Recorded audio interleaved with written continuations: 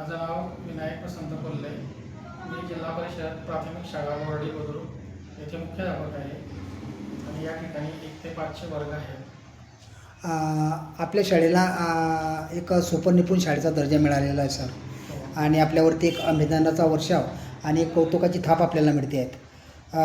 आपल्या शाळेला सुपरनिपुण शाळेचा दर्जा मिळाल्याच्या संदर्भामध्ये आपण काय सांगाल?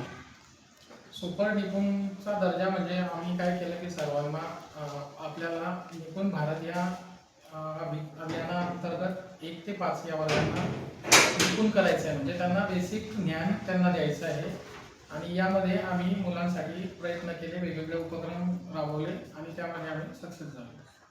बरं सर, एक चांगल्या प्रकारचा भारदस्त दर्जा आपल्याला मिळालेला आहे आणि आपण विद्यार्थ्यांच्या हितासाठी आणि विद्यार्थ्यांनी आपल्याला या संदर्भामध्ये चांगले पार्टिसिपेट होऊन एक चांगल्या प्रकारचा रिस्पॉन्स दिलेला आहे. सर, आता तुमचं यापुढील भविष्यामध्ये व्हिजन काय राहणार आहे, माणूस काय राहणार आहे, काय सांगाल? सुपर निपुण झाल्यानंतर पुणे विद्यार्थी अजून हुशार झाले पाहिजे आणि स्पर्धा परीक्षांमध्ये त्यांनी भाग घेतला पाहिजे. इयत्ता 4थीमध्ये स्कॉलरशिपची परीक्षा असते, इयत्ता 5वीमध्ये आमचं वेगळी स्कॉलरशिप पहिली होत होती, त्याची परीक्षा असते. या परीक्षांमध्ये विद्यार्थी चांगले पुढे गेले पाहिजे, त्यांनी चांगलं प्रावीण्य मिळवलं पाहिजे याचा आम्ही प्रयत्न करणार आहोत. ओके. म्हणजे त्यांचं बौद्धिक पातळी कशी उंचावेल आणि एक चांगल्या प्रकारचं त्यांनी म्हणजे टेक्स्टबुकच्या व्यतिरिक्त अवांतर कसं त्यांना ज्ञान प्राप्त होईल यासाठी तुम्ही कसोशीने प्रयत्न करणार आहात. बरं सर, विद्यार्थी हा विद्येच्या सागरात पोहणारा राजहंस असतो.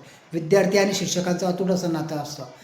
शिक्षक हा परिवर्तन घडवण्याचं काम करतो, समाजामध्ये परिवर्तन घडवण्याचं काम करतो, विद्यार्थ्यांना घडवण्याचं काम करतो आणि आपण एक चांगल्या प्रकारे आपल्या शाळेला एक चांगल्या प्रकारे सुपर निपुण शाळेचा दर्जा मिळालेला आहे. या माध्यमातून आपण इतर शाळांना काय आवाहन करणार, इतर शाळांना आपण काय सुचवाल?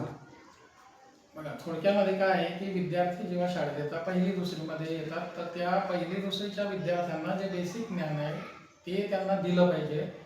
त्या देण्यासाठी आपण त्यांना अभ्यासाची आवड निर्माण केली पाहिजे. सर्वात महत्त्वाचं, त्यांना आवड निर्माण झाल्यानंतरच त्या अभ्यासामध्ये रुची घेतात आणि ते शिकायला सुरुवात करतात. जर 1ली 2रीच्या वर्गांवर जास्त आपण भर केला तर आपल्याला पुढे ते जास्त त्रासदायक होत नाही. म्हणून दुसऱ्या शाळांनी 1ली 2रीच्या यामध्ये जास्त लक्ष द्यावं आणि मुलांना मदत करावी.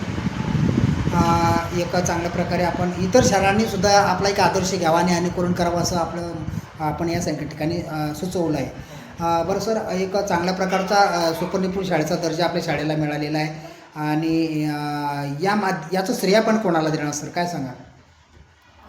आता सुपर निपुण करण्यासाठी मी एकटं काही करू शकत नाही, पण माझ्या शाळेमध्ये पूर्ण स्टॉफ आहे. आमचे मोहन सर आहे, मॅडम आहे, आम्ही सर्वांनी बसून ठरवलं की कोणकोणते उपक्रम घ्यायचे आणि ते उपक्रम आम्ही ठरवले आणि त्या उपक्रम आम्ही तसं आता यामध्ये आम्हाला भाषा गणित पेटीमध्ये खूप सारं साहित्य मिळतं. एक छोट्या छोट्या शब्द असतात, या शब्दांचा आम्ही सराव केला. जोड शब्द कसे लिहायचे त्याचे आम्ही सराव केला आणि यामध्ये आम्हाला सगळ्यांनी सहकार्य केलं.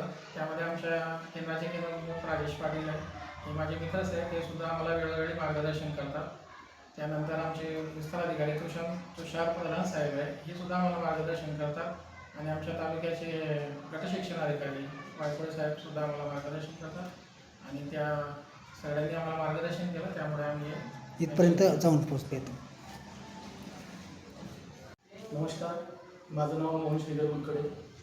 मी जिल्हा परिषद प्राथमिक शाळा बोर्डी बुद्रुक येथे उपशिक्षक म्हणून कार्यरत आहे. आमच्या शाळेला सुपर निपुणचा दर्जा मिळालेला आहे, त्यामुळे आम्ही सर्व आनंदी आहोत.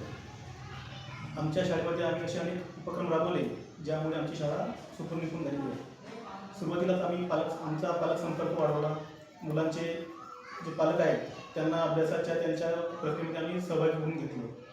नंतर आमच्या शाळेचे मुख्याध्यापक असो किंवा मॅडम असो, आम्ही सर्वांनी मिळून मुलांना कसं निपुण करता येईल याबाबत आम्ही नियोजन केलं होतं. त्यानुसार आम्ही मुलांचे गट बनवले आणि त्या गटानुसार त्यांची इयत्ता न बघता आम्ही त्यांना अध्यापन केलेलं आहे.